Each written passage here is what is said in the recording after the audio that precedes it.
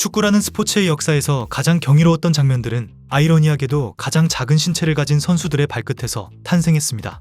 하지만 2026년 오늘날 그라운드의 풍경은 과거와는 전혀 다른 양상으로 전개되고 있는데, 이제 피치 위는 190cm에 육박하는 압도적인 신장과 육상 선수의 버금가는 스피드를 갖춘 전장이 되었습니다. 엘링 홀란드나 주드 벨링엄과 같은 선수들의 등장은 축구가 더 이상 기술만으로 신체 조건을 극복할 수 있는 영역이 아님을 증명하고 있는데, 오늘은 작은 거인들이 지배하던 낭만의 시대가 저물고 압도적인 피지컬을 앞세운 거인들의 시대에 대해 알아보겠습니다. 그럼 지금 바로 시작합니다. 작은 선수들이 그라운드에서 밀려나게 된 가장 결정적인 원인은 선수 개개인의 기량 저하가 아니라 현대 축구 전술의 패러다임이 공간의 점유에서 공간의 삭제로 완전히 바뀌었기 때문입니다. 과거 2000년대 초반까지만 해도 소위 10번이라 불리는 공격형 미드필더들에게는 수비라인과 미드필더 라인 사이인 포켓 공간에서 공을 잡고 고개를 들 수 있는 1~2초가량의 여유가 허락되었습니다. 이 찰나의 시간 동안 작은 체구의 선수들은 낮은 무게중심을 이용한 턴 동작과 창의적인 패스로 경기를 지휘하는 모습을 보여왔었죠. 하지만 현대 축구는 그 낭만적인 틈새를 더 이상 용납하지 않는데, 클롭과 과르디올라가 정립한 게겐프레싱과 전방 압박 전술이 표준이 되면서 경기장의 유효 공간은 극단적으로 좁아졌습니다. 이제 선수가 공을 터치하는 순간에 0.5초도 되지 않아 상대 수비수의 거친 몸싸움이 들어오며 사방에서 좁혀오는 압박의 밀도는 과거와 비교할 수 없을 정도로 높아졌고, 이 과정에서 발생하는 물리적 충돌의 횟수와 강도 또한 비약적으로 증가했습니다. 이러한 전장에서 작은 신체 조건은 명백히 페널티가 되며, 아무리 기술이 뛰어난 선수라도 상대의 거구에서 뿜어져 나오는 힘을 견디지 못해 균형을 잃는다면 그 기술을 발휘할 기회조차 얻지 못하기 때문입니다. 이제 미드필더에게 요구되는 제일 덕목은 화려한 개인기가 아니라 등 뒤에서 밀고 들어오는 90kg 거구의 수비수를 버텨내고 공을 소유할 수 있는 피지컬적 견고함이 되었으며, 감독들의 요구사항 또한 변했는데, 현대의 감독들은 90분 내내 스프린트를 반복하며 상대 수비진과 부딪힐 수 있는 강철 같은 체력과 피지컬을 원하고 있죠. 피지컬 혁명은 프로 무대보다 훨씬 더 이른 시점에 바로 유망주를 발굴하는 유소년 아카데미의 입단 테스트 현장에서부터 시작됩니다. 과거의 스카우트들이 선수의 볼터치 감각이나 경기를 읽는 눈과 같은 직관적인 재능에 의존했다면, 현대의 스카우팅 시스템은 철저하게 수치화된 데이터에 기반하여 작동하는데, 문제는 이 데이터가 기술적 재능보다 측정하기 쉬운 신체적 능력을 우선적으로 평가하도록 설계되어 있다는 점입니다. 현대 축구계에는 기술은 가르칠 수 있지만 키와 스피드는 가르칠 수 없다라는 오래된 격언이 절대적인 진리처럼 통용되고 있습니다. 구단의 스카우트팀과 데이터 분석가들은 이 논리에 따라 유망주를 평가할 때 선수의 축구 지능보다는 신체 조건을 1차적인 선발 기준으로 삼습니다. GPS 조끼를 통해 측정된 스프린트 횟수와 최고 속도 등 여러 가지 데이터가 기준치에 미달하게 되면 그 선수가 가진 천재적인 드리블 실력은 검토 대상조차 되지 못하고 서류 전형에서 폐기됩니다.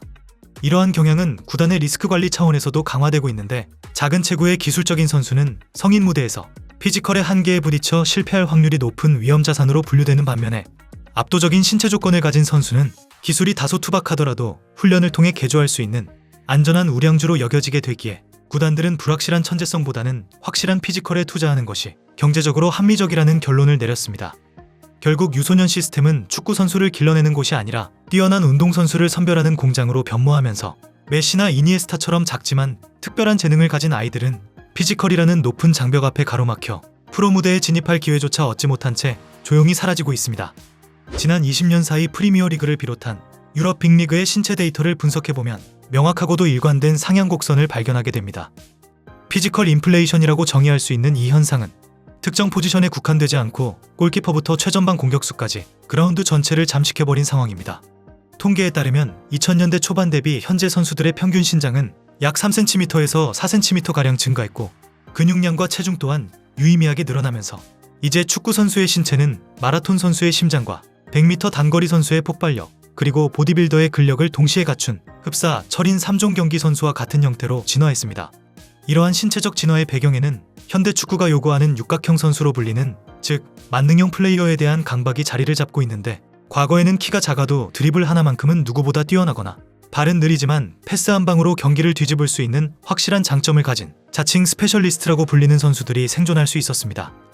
감독들은 그들의 단점을 전술적으로 가려주는 대신에 그들의 천재성을 극대화하는 방식을 택했던 것이죠. 하지만 지금은 상황이 완전히 바뀌었는데, 현대의 감독들은 11명 전원이 공격과 수비뿐만 아니라 압박에 모두 기여하기를 원하면서 윙어에게도 풀백 수준의 수비 가담과 몸싸움을 요구하고 풀백에게도 센터백의 버금가는 제공권 장악력을 기대합니다. 이러한 만능주의 흐름 속에서 키가 작다는 것은 단순히 헤더를 못한다는 단점을 넘어서 세트피스 수비 상황에서 팀 전체의 높이를 깎아먹고 상대에게 공략당할 수 있는 치명적인 전술적 구멍으로 간주됩니다.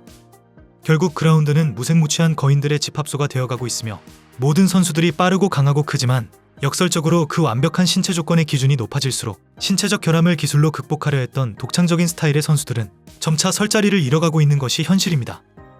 거인들이 지배하는 그라운드에서 우리가 잃어버린 가장 큰 가치는 바로 다양성이라는 축구 고유의 아름다움입니다. 과거의 축구장은 서로 다른 신체 조건을 가진 선수들이 각자의 장점으로 단점을 극복하는 전술적 타협의 장이었습니다. 170cm의 윙어가 190cm의 수비수를 속임 동작으로 무너뜨리거나 왜소한 미드필더가 거구들 사이로 침투 패스를 찔러 넣는 장면은 축구가 단순한 육탄전이 아닌 지능과 기술의 대결임을 증명하며 관중들은 그 다윗과 골리앗의 대결 구도에서 발생하는 의외성과 드라마에 열광하곤 했습니다. 하지만 피지컬 상향 평준화가 이루어진 2026년의 축구는 마치 공장에서 찍어낸 듯한 규격화된 부품들의 충돌로 변모했습니다. 모든 팀이 크고 빠르고 강한 선수들로 라인업을 채우면서 경기 양상은 예측 가능한 힘과 힘의 대결로 굳어졌죠. 작은 선수 특유의 낮은 무게중심에서 나오는 엇박자의 드리블 리듬과 창의적인 변칙 플레이는 점차 사라지고 있으며 그 자리를 압도적인 보폭과 스피드로 밀고 들어가는 직선적인 플레이가 차지하면서 우리는 지금 예술가의 분놀림이 아닌 잘 훈련된 기계들의 효율적인 공정을 보고 있는 셈이죠. 이러한 회귀라는 팬들이 느끼는 시각적 피로감으로 이어지고 있는데 경기의 템포는 빨라지고 선수들의 활동량은 늘어났지만 정작 사람들의 기억에 남는 마법 같은 순간은 현저히 줄어들었습니다. 거친 몸싸움과 끊임없는 스프린트가 반복되는 경기 흐름 속에서 공을 예쁘게 차는 낭만은 사치스러운 것으로 치부되며 이기기 위해서는 효율적이어야 하고 효율적이기 위해서는 커야 한다는 명제 아래서 축구는 거친 격투기와 육상 경기의 중간 지점에 위치한 스포츠가 되어버렸습니다. 결국 다양성의 상실은 축구라는 콘텐츠의 매력을 반감시키는 결과를 초래했고 모두가 골리앗이 되어버린 세상에서 우리는 더 이상 언더독의 반란을 기대할 수 없게 되었습니다. 이렇게 지금까지 축구가 거인 시대로 바뀐 이야기에 대해 알아보았는데 과학적인 훈련과 체계적인 육성 시스템은 인간의 신체적 한계를 매년 갱신하고 있으며 그 결과 축구 팬들은 그라운드 위에서 가장 진화된 형태의 인류가 펼치는 경기를 목격하고 있습니다.